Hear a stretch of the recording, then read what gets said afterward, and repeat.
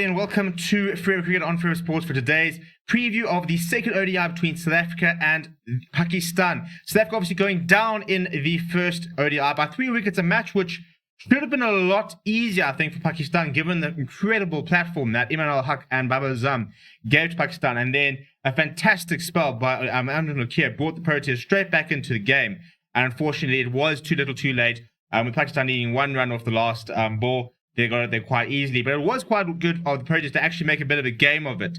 At the same time, I think it was pretty poor game management by Pakistan that, after getting that sort of platform and being so competitive, that they managed to make it look so difficult.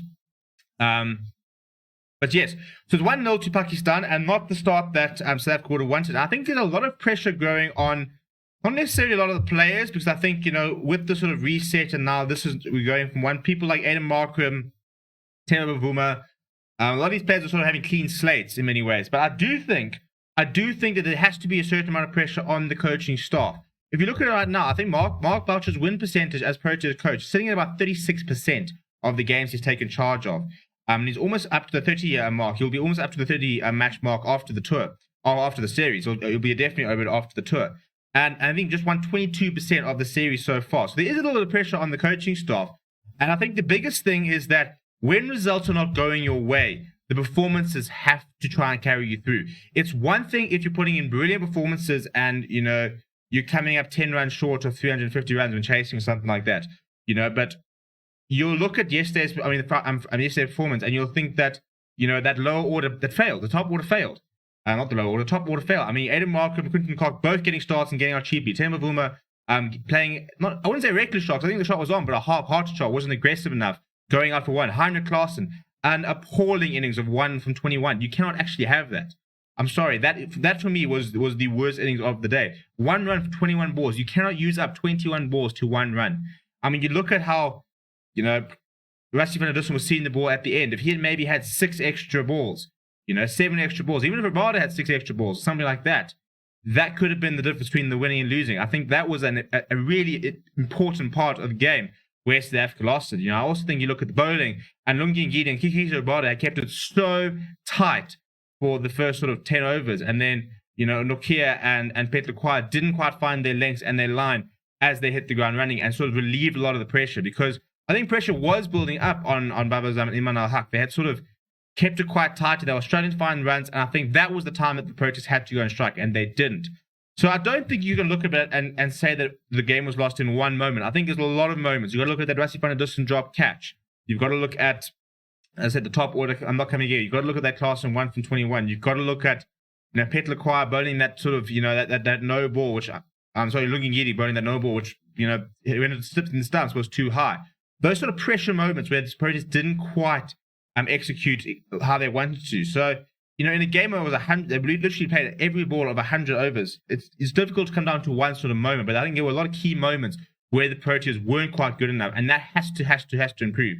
Because if the results are not going anywhere and there's no progress being shown, that's when all the questions start being asked.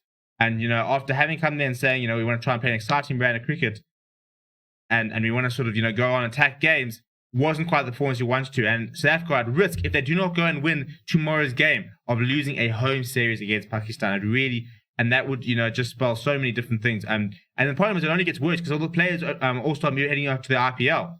So for that reason, I don't think we're going to see a lot of changes tomorrow, because you're going to play Khizu Rabada, you're going to play Quinton de Kock, Ngidi, all the players are going to go out to the IPL will play tomorrow.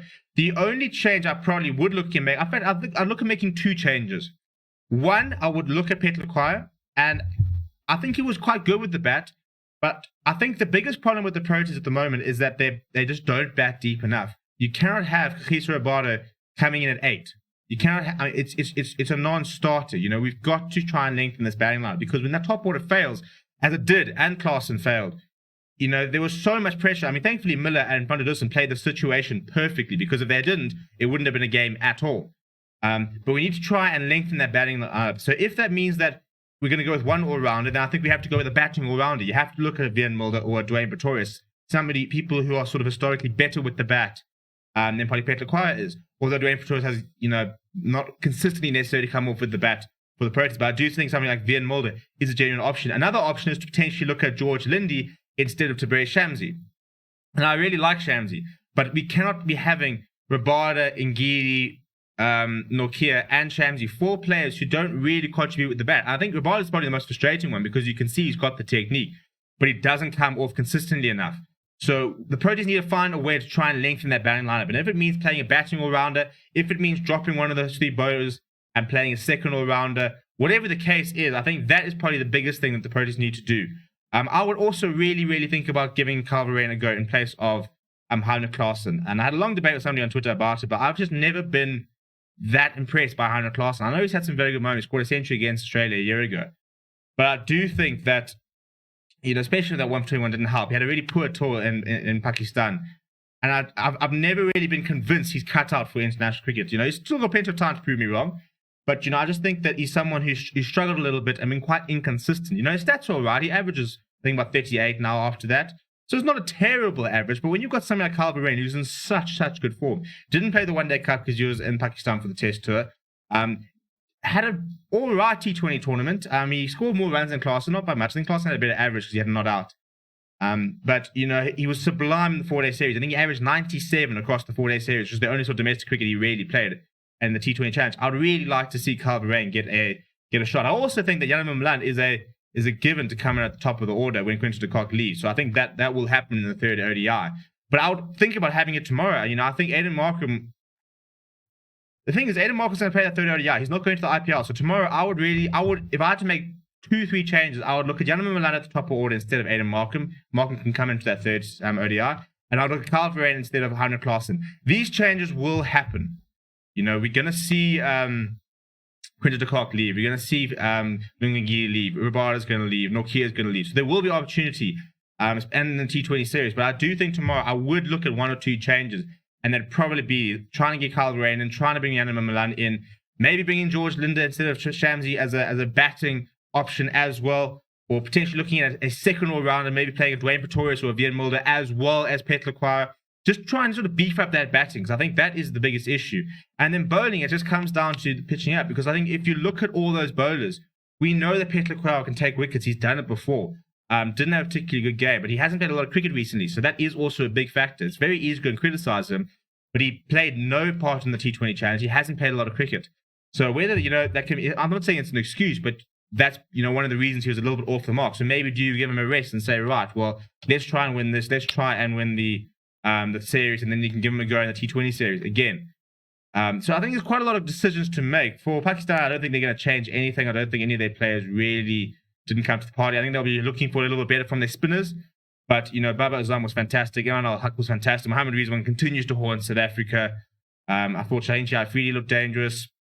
He's not going to go anywhere. So I don't think Pakistan will change, man. I do think South Africa, there's space for 1 or 2 changes, but it also wouldn't surprise me at the same time if Mark Boucher didn't go with the exact same lineup. But we will see changes for the 3rd lineup. Let me know what you think is going to happen down in the game, down below in the comments. Smash a like on the video. Do subscribe to the channel if you are new. We'll obviously be having a review of the game as it happened. It's a pink day. Wear pink tomorrow. It's Easter Sunday. It should be a fantastic day. Hopefully some really good cricket, and hopefully they can put on something that was as close as Friday's game. Thank you very much for watching. My name is Steven, and as always, I'll chat to you soon.